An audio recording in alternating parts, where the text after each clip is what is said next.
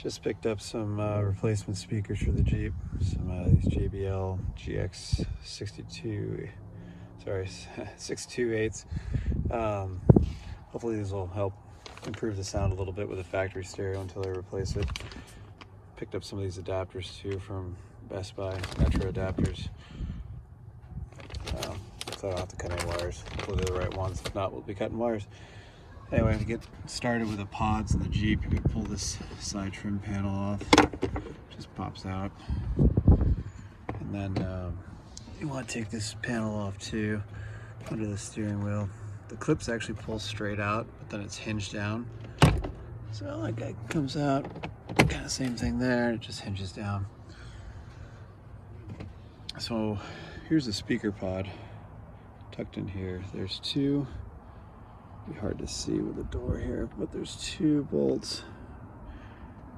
Really hard to get in there. Darn it. There's two bolts, right? One here, and there's also one on a little tab here. So I'm going to take this guy out, and then there's one under here near the OBD2 connector. I'm going to take this out so I can pull the dash panel forward and try to get access to that bolt in the back first. All these bolts for the dash trim here, they're all 7mm. The two side bolts for the speaker pod are 7mm as well.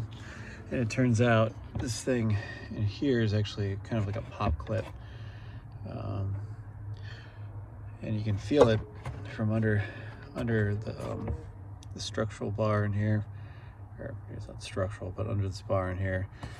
So I'm going to try to get one of my pry tools in there and squeeze it from the underside to see if I can get it to free up. If not, I may take this panel off, just give myself a little more access. Okay, so I was incorrect about what's going on over here. This is a bolt. There's another little pop clip under here for something, and kind of got disoriented. I was feeling around, I felt the pop clip and not the head of this bolt. This sucker is definitely in a really odd position. You're going to want to take this panel out. It's just two 10mm bolts, and then you slide the panel up and it comes right out. So this will allow you to reach around in here and use your ratchet to get this bolt out. You'll need a 10mm socket to get this bolt out, and now you see the pod's pretty loose. So here comes the fun part. You're gonna have to pull your panel. That's why we took so many screws out. You're gonna want to get this panel as far out as you can without damaging it. It's pretty flexible. You can see how funny shaped this guy is. These are not fun to take out. I've done it before in my other Jeep, and they're just a pain. So you're gonna have to fiddle with this thing to get it out. And I feel like there's something else holding it up on the underside, but yeah, here, if you take a look, I don't know if I can get it in the camera. There we go. You've got to elevate it to get it past this bar on the underside. So I'm just gonna have to fiddle around with it to get it out, and I'll do that right now. You can help yourself out a little bit by disconnecting the speaker harness back here. This connector that goes in with that plate off, you can easily reach back, you can get it, so that's not in your way when you still have to fish this thing out. Here's the speaker pod removed. So I ended up having to bend the dash panel out pretty far to allow the whole thing to tilt forward and out. So it's a lot easier when there's a speaker in here you don't care about. We're gonna have fun putting it in when there's a speaker in here we don't want to damage. So I take this in the garage and take it apart and put the speaker in. It's just 3 Phillips head screws to detach the factory speaker and pop the internal harness. Hopefully the adapter will mate to this, and we'll put the JBL in. As far as the installing the speaker in this little box goes, the mileage is going to vary depending on the speaker you use. Mine came with this bracket to adapt it. I had to drill out this tab on this side to give myself a little more room, and there's a little tab. You can see I'm on here. Sorry, shadows were not playing well. There's a little tab there. I broke it off down here. So this guy would clear. I didn't really feel like cutting it. Had to throw a washer on there after drilling it out, but The adapter worked fine. It has the spade terminals for the speaker, so now we're going to go ahead and put the speaker back into the box. Once you have your speaker all buttoned up in the little pod, comes the fun part, get it back in the dashboard. I'm going to try to get it in the same way it came out. That would make sense, right? Pull this guy way out and, oops, darn it. This thing's kind of an awkward shape, but basically tip it in to that notch section in there, get this bump over, and then rock it back in. So we're going to bring it up from the bottom. We'll see how it goes. Got to be real careful not to mess up your new speaker as you're doing it. It's a little bit of a fight, but you can definitely get it in there.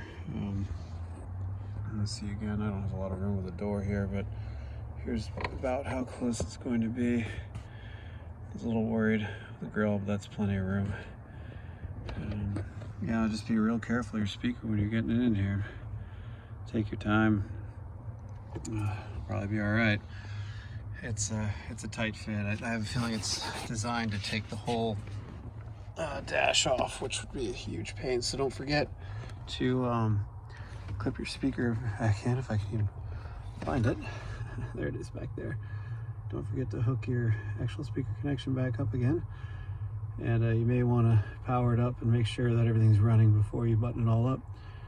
So we're going to move on to the passenger side. So we moved over to the passenger side. We're going to take this panel off over here just like the driver's side. This one is fit a lot better. So we'll pop this guy off. I think I'm going to have to take the glove box out too, but we'll check on that. Same deal over here. We got the two 7mm in here, and then the one under this side. Figure out, I think we're going to want to take these two bolts out in here, and there's one under here, and that appears to be it. So another option before I take everything out, I think I may try to slide it through the glove box this way. I can't remember from the last time I did this if that works, so I may try that option too, to bring it out through the hole in the glove box. But to take the glove box out, you gotta pop your connector. Take the glove box out, you just squeeze both sides in and it just drops right out. So we'll get these guys out and see if I can bring it out through the hole in the glove box. There's a lot of room here, so it'll probably come out this way. Removing the screws along the trim panel and under here will allow me to be able to wiggle it a little more to get it out through the glove box. So it's filthy. There we go, we got it out. We'll go through the same process of installing the new speaker in this box. All right, so we have our new speaker in the enclosure. Again, it was the same kind of adaptation. These JBLs went in pretty easy. In the end, you probably don't really need the trim bracket because I ended up having to drill the 4 holes for the speaker itself through the box as well, but I think the trim bracket just helps. It comes with a little foam backing that helps seal it up a little bit, but this thing isn't going to be a perfectly sealed box anyway, and this bracket has some gaps in it for adaptation. Anyway, so we've got that in there, so just kind of positioned to slide over to the passenger side, and we're going to pull the panel out a little bit so we don't tear the speaker up as we slide it in. So this goes in pretty easy, but this black tab right here, just make sure that you get it up over the slip. That's the only thing that kind of causes any struggle getting in there. You just need to move it around a little bit. You can see we've got, again, pretty good clearance. We go ahead and button it all up, and we're all done. This side was a heck of a lot easier. So yeah, much easier than the driver's side.